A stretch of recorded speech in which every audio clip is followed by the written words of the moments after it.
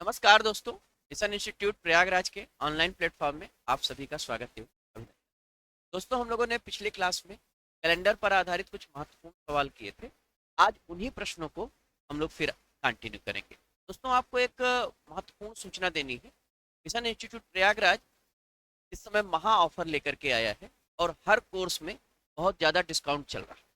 तो आप mission institute Prayagraj के इस ऐप पर जा करके अगर आपको कोई कोर्स खरीदना है तो आप उस कोर्स का उसको खरीद करके लाभ उठा सकते हो। ये ऑफर केवल दिवाली तक ही सीमित है। इसके बाद फिर पुराने कोर्स पर ही परचेजिंग आप कर पाओगे। इसलिए अभी आपके पास 2 या 3 दिन का समय है और उस कोर्स को आप जाकर खरीद।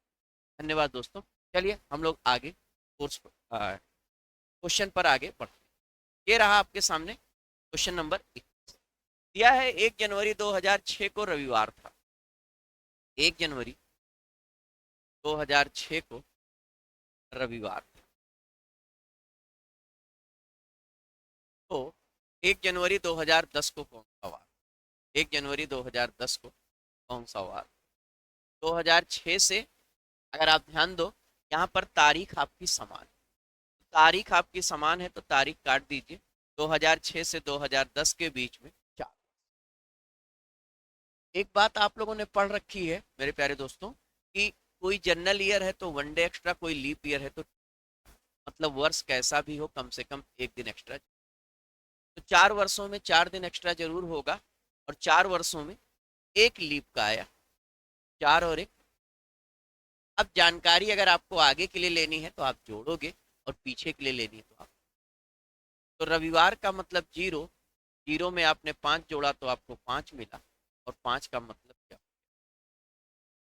5 का मतलब क्या हो गया? शुक्रवार हो गया। आपका जवाब देखिए क्या हो जाएगा। C option. आई होप आपको बात समझ में। नेक्स्ट सवाल ये रहा आपके सामने क्वेश्चन नंबर 22।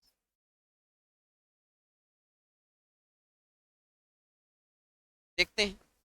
दिया है यदि 1 मार्च 2008 को शुक्रवार, 1 मार्च 2008 को शुक्रवार, तो 1 मार्च 2002 को क्या हुआ? तो 2008 से 2002 के बीच में 6 वर्ष। यहाँ पर देखिए जानकारी आपसे पीछे के लिए। ठीक है। जब जानकारी हमें आगे के लिए लेनी होती है तो हम जोड़ते हैं और जब जानकारी हमें पीछे के लिए लेनी होती है तो यहाँ पर 2008 से 2006 के बीच में 6 वर्ष। तो 6 दिन तो होगा ही होगा। अब इन 6 वर्षों में क्या कोई लीप का है?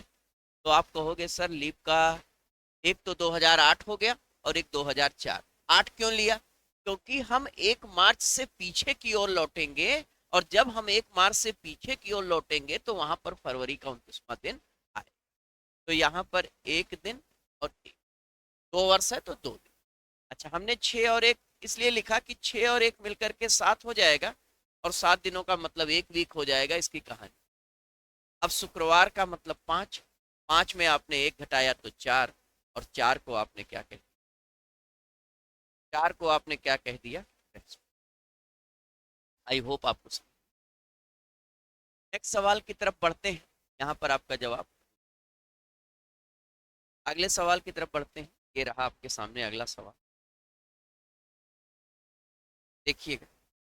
अगला सवाल कह रहा है अन्वी का जन्म 8 जून शुक्रवार को, तो उसी वर्ष किस दिन सीरी का जन्मदिन होता है यदि सीरी का जन्म 6 दिसंबर? तो सिंपल सा सवाल है।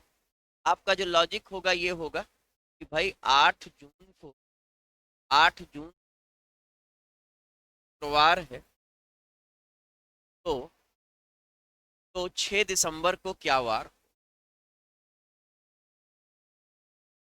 6 दिसंबर को क्या वार? तो जून का जो महीना होता है वो 30 दिनों का होता है। 30 में 8 घटाया तो 22। अब 22 का मतलब आप चाहो तो 22 दिन यहाँ पूरा लिख लो या इस 22 को आप 7 से भाग दे, वो काम आपका आसान हो जाएगा। 22 को जब आपने 7 से भाग दिया तो 7 त्रिक 21, 3 वीक और 1। अब आप यहाँ 22 ना लिखकर अगर आप 1 लिखो तो आपका काम और आसान। जुलाई का महीना 31 का तो 3 दिन, अगस्त का महीना 31 का 3 दिन, सितंबर का महीना 30 का 2 दिन, अक्टूबर का महीना 31 का तो 3 दिन, और दिसंबर नवंबर का महीना 30 का तो 2, और उसके बाद दिसंबर की कितनी तारीख है, 6 तारीख। ये अगर आप ध्यान से देखो तो 6 दिन आप यहाँ पर लिख दो, सबको जोड़ करके 7 से भाग देने से अच्छा है हम यही काम करें।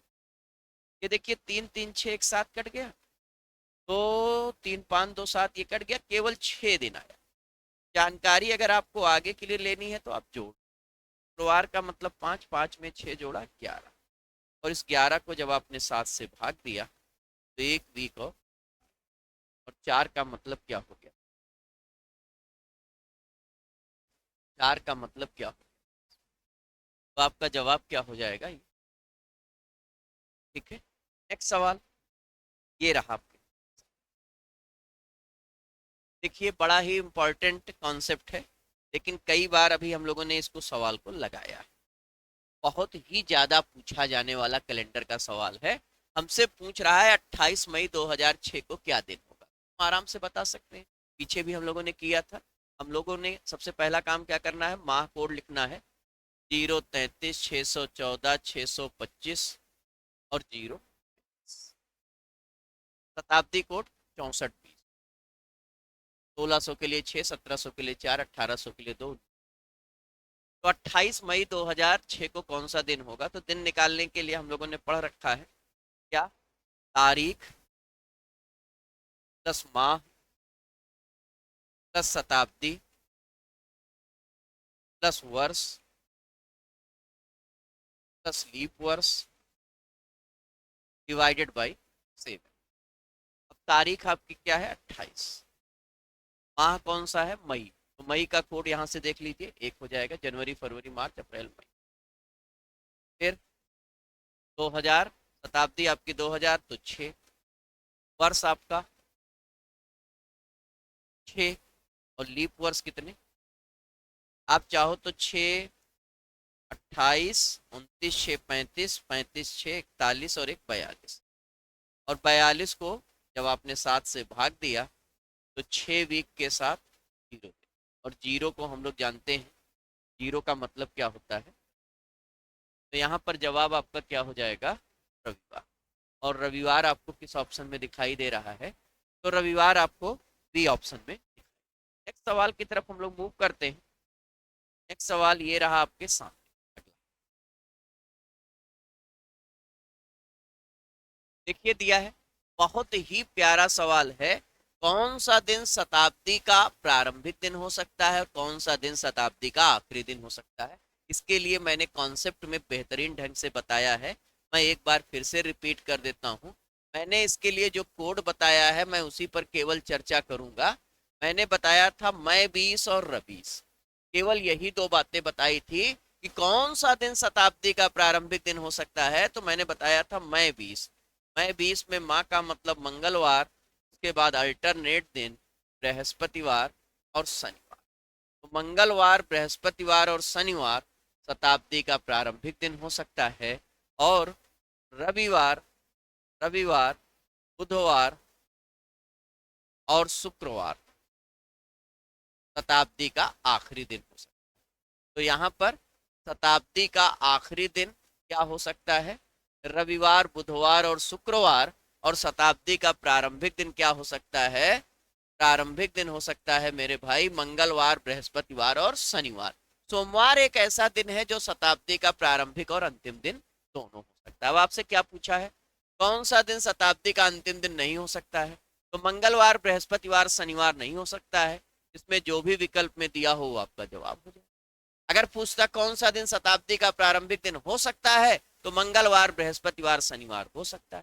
ठीक है, तो मंगलवार बृहस्पतिवार शनिवार शताब्दी का प्रारंभिक दिन हो सकता है, और रविवार बुधवार और शुक्रवार शताब्दी का आखिरी दिन होता है। और इसको हम लोगों ने कोड के रूप में कर दिया क्या, मई 20 रबीस, मई 20 रबीस। नेक्स्ट सवाल पर आते हैं।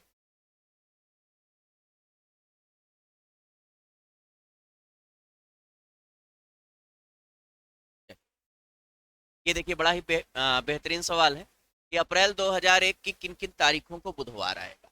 अप्रैल 2001 की किन किन तारीखों को बुधवार आएगा। तो आप अप्रैल में, आपको तो पता नहीं है, आप 1 अप्रैल निकाल, 1 अप्रैल 2001 को क्या दिन होगा, उसके अकॉर्डिंग आप बुधवार पर पहुंच जाओगे। तो 1 अप्रैल 2001 को अगर आप निकालना चाहते हो,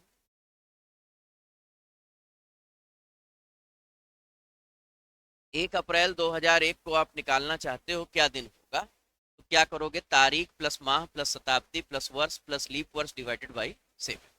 तारीख आपकी क्या है, अप्रैल का कोड क्या होगा, आप लोगों ने कोड याद रखा है 033-614, तो 6 हो जाएगा। 2000 का कोड फिर 6 हो जाएगा। वर्ष आपका 1 और लीप वर्ष कोई नहीं, लीप वर्ष 0 डिवाइडेड बाई 7। तो यहाँ पर 14 आ गया, और 14 को जब आपने 7 से भाग दिया तो 2 वीक के साथ 0। मतलब 1 अप्रैल 2001 को आपको क्या मिला, रविवार। 1 अप्रैल 2001 को आपको क्या मिल गया, आपको क्या लेना है, बुधवार लेना है। तो रविवार में आप 3 जोड़ोगे, अगर इधर 3 जोड़ रहे हो तो इधर भी 3 जोड़ना पड़ेगा। क्यों, क्योंकि रविवार में 3 जोड़ने पर हमें बुधवार मिल रहा है। इसी तरह से 1 में 3 जोड़ने पर 4 अप्रैल को आपको बुधवार, 4 को बुधवार मिलेगा, तो 4 में 7 जोड़ा 11 को, 11 में 7 जोड़ा 18, 18 में 7 जोड़ा, तो 4, 11, 18 और 25, इन 4 डेट को आपको बुधवार। आई होप आपको समझ आया। किसी भी दिन में 7 जोड़ने या घटाने से आपको वही दिन फिर से मिले। चलिए भाई, अगले सवाल पर आते हैं। अगला सवाल ये रहा आपके, ये रहा आपके दिया है, एक्स सप्ताह और एक्स दिनों में कितने दिन। एक्स सप्ताह, एक्स सप्ताह बराबर एक्स गुणे 7, 7x दिन प्लस प्लस एक्स दिन। टोटल जो दिन होंगे कितने दिन होंगे, 8x। टोटल जो दिन होंगे कितने होंगे, 8x दिन। और 8x आपको कहाँ मिल रहा है, 8x आपको कहाँ मिल रहा है, बी ऑप्शन। नेक्स्ट सवाल की तरफ बढ़ते हैं। ये रहा अगला सवाल।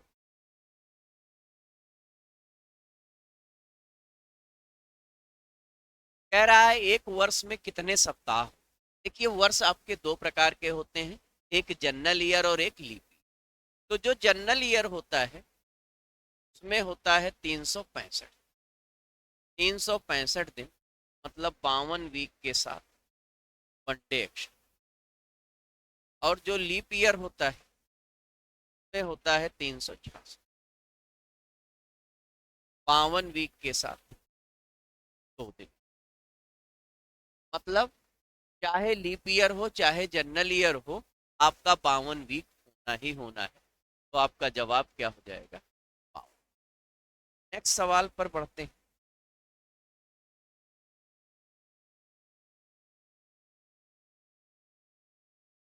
दिया है 8 फरवरी 2005 को मंगलवार था, तो 8 फरवरी 2004। आसान सवाल है। 8 फरवरी 2000, 8 फरवरी 2005 मंगलवार था,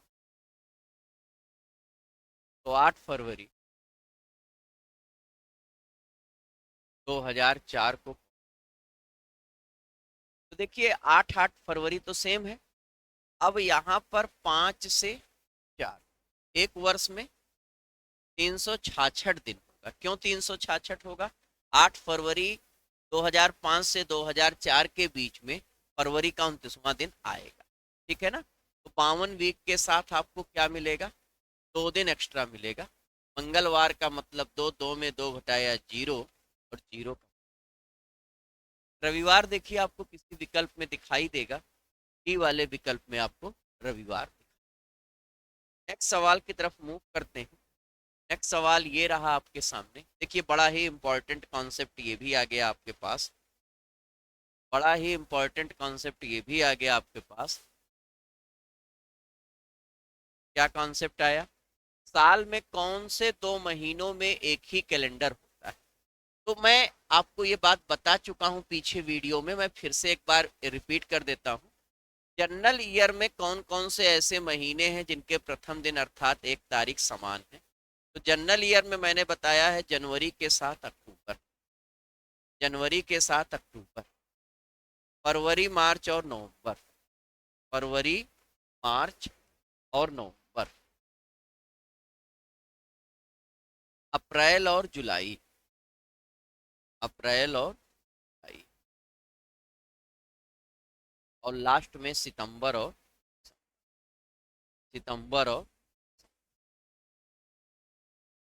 साधारण वर्ष के वे महीने जिनके प्रथम दिन अर्थात एक तारीख समान। तो जनवरी, अक्टूबर, फरवरी, मार्च और नवंबर, अप्रैल, जुलाई, सितंबर और दिसंबर। बात अगर लीप की करें, लीप वर्ष के वे महीने जिनके प्रथम दिन अर्थात एक तारीख समान, इसमें जनवरी के साथ अप्रैल और जुलाई, अप्रैल और जुलाई। फरवरी के साथ क्या है? अगस्त, फरवरी के साथ क्या है भाई? अगस्त। मार्च के साथ क्या है भाई? मार्च के साथ क्या है? और लास्ट में सितंबर और ये स्थिति है। अब आप देखिए यहाँ पर अक्टूबर और दिसंबर का तो कोई कॉम्बिनेशन ही नहीं है, जून और अक्टूबर का भी कोई कॉम्बिनेशन नहीं है, ये दोनों तो काट दिया। अप्रैल और नवंबर भी नहीं है। ये देखिए अप्रैल और जुलाई, चाहे लीप ईयर हो चाहे जनरल ईयर, आप देखिए अप्रैल और जुलाई ये 2 महीनों का कॉम्बिनेशन ऐसा है, हमेशा सेम मिलेगा। अप्रैल की जिस तारीख को जो दिन होगा, दिसंबर में भी, सॉरी, जुलाई में भी वही दिन होगा, ये चाहे जनरल ईयर हो चाहे लीप ईयर। एक कॉम्बिनेशन और है मेरे प्यारे दोस्तों, सितंबर और दिसंबर, ये भी हमेशा सेम होता है। देखिए सितंबर और दिसंबर जनरल में भी लीप में, ये हमेशा सेम रहेगा, जिस तारीख को सितंबर में जो दिन रहेगा वही दिसंबर। तो चलिए, तो यहाँ पर आपका जवाब अप्रैल हो। नेक्स्ट सवाल की तरफ पढ़ते हैं।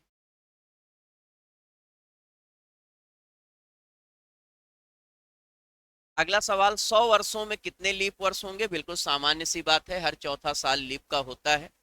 100 को आपने 4 से भाग दिया तो 25 आया, 25 लीप। लेकिन मैंने ये बात बता रखी है कि 100वां वर्ष जो कि एक शताब्दी वर्ष है, वो कब लीप का होता है? जब 400 से भाग देने पर विभाजित होता है। तो क्या 100 400 से भाग देने पर विभाजित है? बिल्कुल। तो यहाँ पर 25 ना होकर के 24 लीप वर्ष होंगे, ये ध्यान रखिएगा। 100 वर्षों में आपके जो लीप वर्ष होंगे वो कितने होंगे मेरे प्यारे दोस्तों? 24। नेक्स्ट सवाल की तरफ मूव करते हैं, ये रहा आपके सामने। अगला सवाल कह रहा है, दो क्रमिक लीप वर्ष के बीच अधिकतम अंतर क्या हो? दो क्रमिक, देखिए ये बड़ा गहरा सवाल है, इस बात को ध्यान रखिएगा। इसको जल्दबाजी में लोग 4 लगा सकते हैं और 4 गलत है, समझिएगा क्यों ऐसा। कह रहा है दो क्रमिक लीप वर्षों के बीच अधिकतम अंतर क्या हो सकता है? बात अधिकतम की बात की है, नॉर्मल की बात नहीं की, अधिकतम की बात की है। देखिए अगर मैं आपको नॉर्मल, जैसे 2024 आपका चल रहा है, 2024 के बाद अगला लीप वर्ष कब आएगा? 2028, 4 वर्ष के बाद। 2028 के बाद 2032, 2028 के बाद क्या आएगा? 2000, फिर 4 वर्ष के बाद आएगा, है ना? 2032 के बाद 2036, फिर 4 वर्ष के बाद आ गया। लेकिन अगर यहीं पर 2096 आ जाएगा, 2096 आ जाएगा, तो 2096 के 4 साल के बाद आएगा 2100, और 2100 क्या हो गया? शताब्दी वर्ष। 2100 क्या हो गया मेरे प्यारे दोस्तों? शताब्दी वर्ष हो गया। और 2100 शताब्दी वर्ष कब लीप का होगा? जब 400 से विभाजित। मुझे बताओ क्या 2100 400 से विभाजित है? आप कहोगे सर बिल्कुल नहीं। अगर बेटा 2100 400 से विभाजित नहीं तो ये लीप नहीं। अब 2104 ये लीप का होगा, तो यहाँ पर कितने वर्षों का अंतर हो गया? 8 वर्षों। तो ये केस कभी कभी आ जाएगा जब बीच में शताब्दी वर्ष आएगी और वो जनरल की होगी।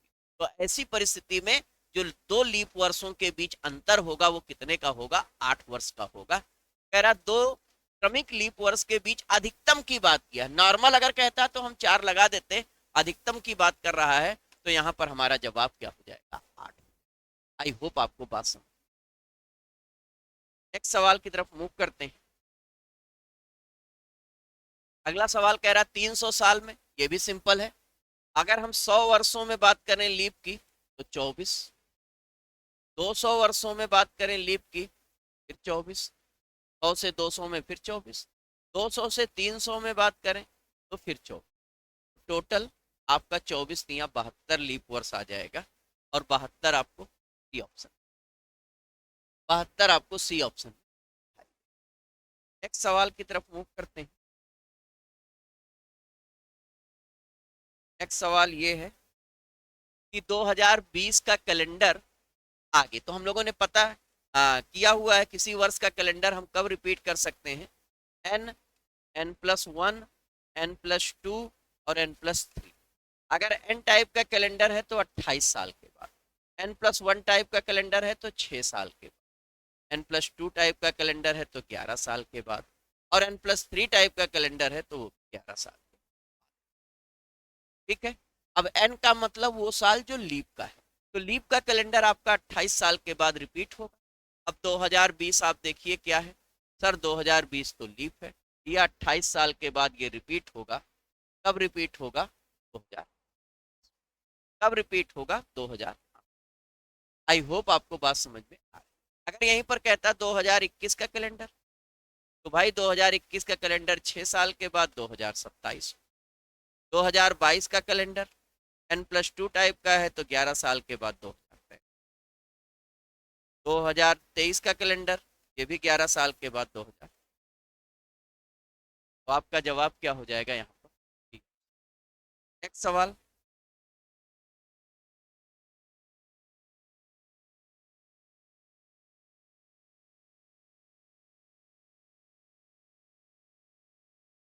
अगर आज शनिवार है तो आज से 350 दिन बाद, सिंपल सा सवाल है। अगर आज क्या है भाई, शनिवार है, तो आज से 350 दिन बाद, तो आप क्या करोगे? शनिवार में 350 दिन जोड़ दोगे। 350 जोड़ने से बेहतर क्या है, इसमें 7 से भाग दोगे, 7 पचे 35 और जीरो, 50 वीक के साथ जीरो दिन। आप चाहो तो शनिवार में 350 दिन जोड़ो या जीरो दिन जोड़ो। 350 की तुलना में जीरो जोड़ना बिल्कुल आसान है। तो शनिवार का मतलब 6, 6 में जीरो जोड़ोगे तो आपको क्या मिलेगा? शनिवार ही। ठीक है। तो शनिवार देखिए कहीं दिया होगा, बिल्कुल दिया है, पहले ही विकल्प में दिया है। आपका जवाब क्या हो जाएगा? नेक्स्ट सवाल की तरफ मूव करते हैं। नेक्स्ट सवाल ये रहा आपके सामने, दिया है यह देखते हुए कि 9 अगस्त 2016 को शनिवार। हाँ देखिए, बहुत ही जबरदस्त सवाल आ गया यहाँ पर। याद करो, हम लोगों ने पढ़ा है शताब्दी वर्ष, 100 वर्षों में अतिरिक्त दिनों की संख्या 5, 200 में 3, 300 में 1 और 400 में 0। ये पढ़ रखा है। 9 अगस्त दिया है, 9 अगस्त 2016 दिन शनिवार। 9 अगस्त 1616 को क्या हुआ? अब अगस्त अगस्त ये कट गया, 2016 और 1616 के बीच में कितने सौ वर्षों का गैप? 400। अब 400 वर्षों में अतिरिक्त दिन कितने हैं? जीरो। तो भैया अगर यहाँ पर शनिवार है तो यहाँ पर भी,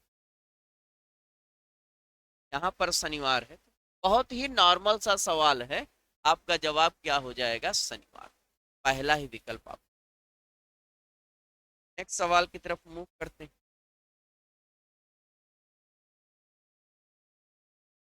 दिया है दूसरा और चौथा शनिवार तथा हर रविवार को छुट्टी हो, सोमवार से शुरू होने वाले 31 दिनों। अच्छा, ठीक।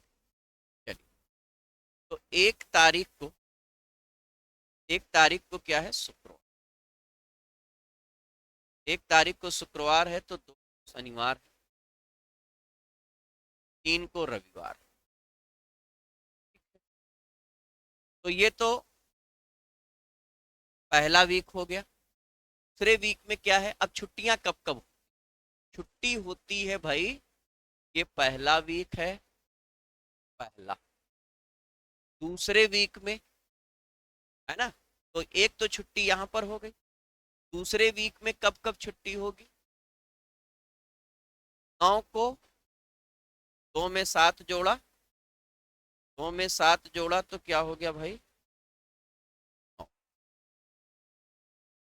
और 9 में 3 में 7 जोड़ा तो 10।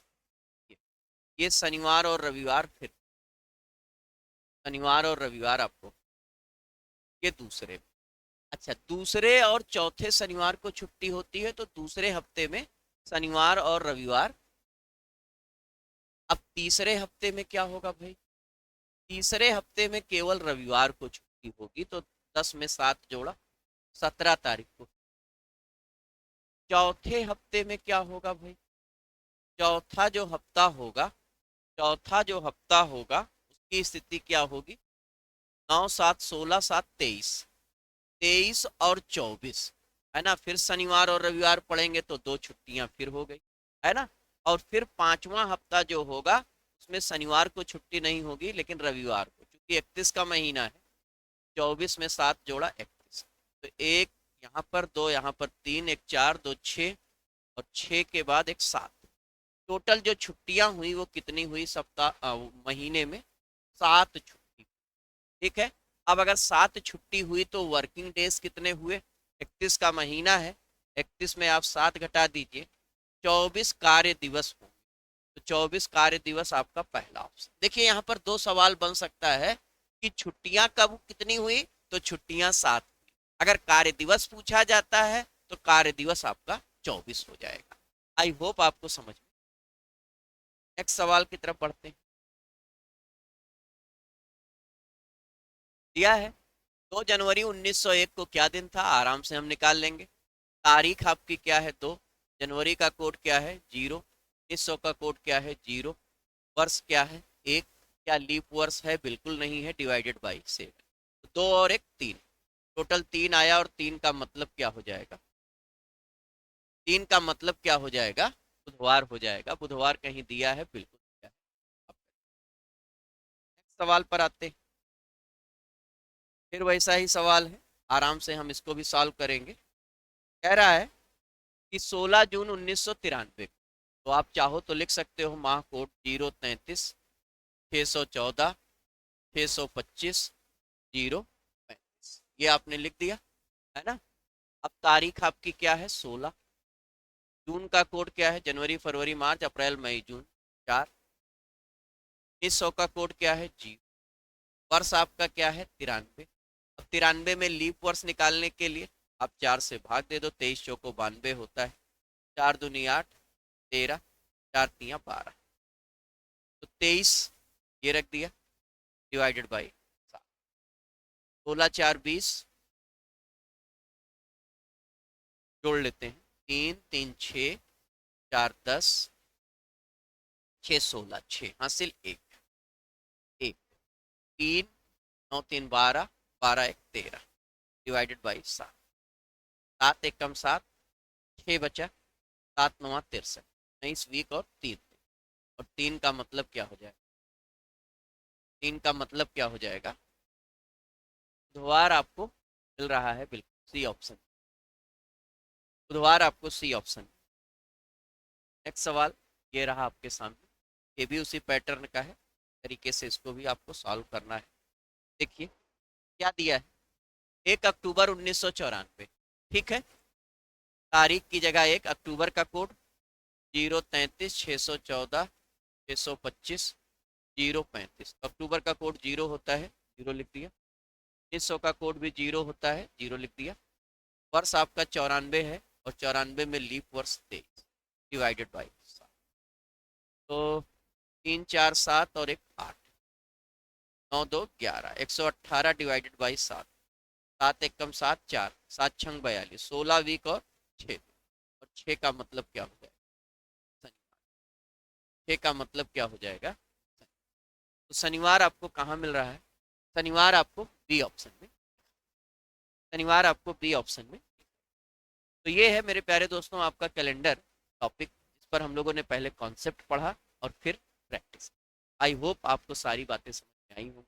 अगर किसी सवाल में कोई समस्या आई हो, दिक्कत आई हो, तो आप कमेंट बॉक्स में जा कर के कमेंट करिएगा, मैं दोबारा उसका सोल्यूशन आपको, ठीक है।